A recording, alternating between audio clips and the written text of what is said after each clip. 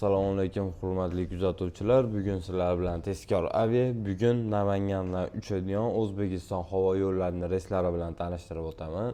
Xo'p, Namangandan Vnukovaga 17:40 da samolyot uchadi, 20:20 da Vnukovo vaqti bilan borib qo'nadi.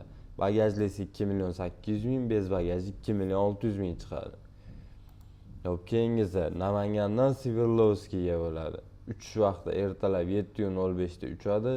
10:30 ga Sverdlovskiy vaqti bilan borib qo'nadi. Bagajlisi narxi 2.700.000, bez bagajining narxi 2.500.000 chiqadi.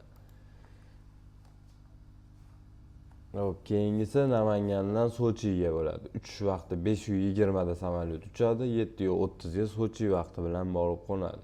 Bagajlisi narxi 2.900.000, bez bagajining narxi 2.700.000 chiqadi.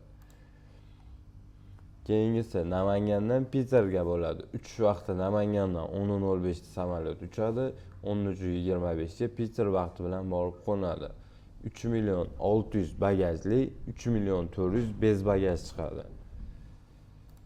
Keyingisi Namangandan Ufaga bo'ladigan reys. Uchish vaqti 19:20 da uchadi, 22:45 Ufa vaqti bilan borib qo'nadi.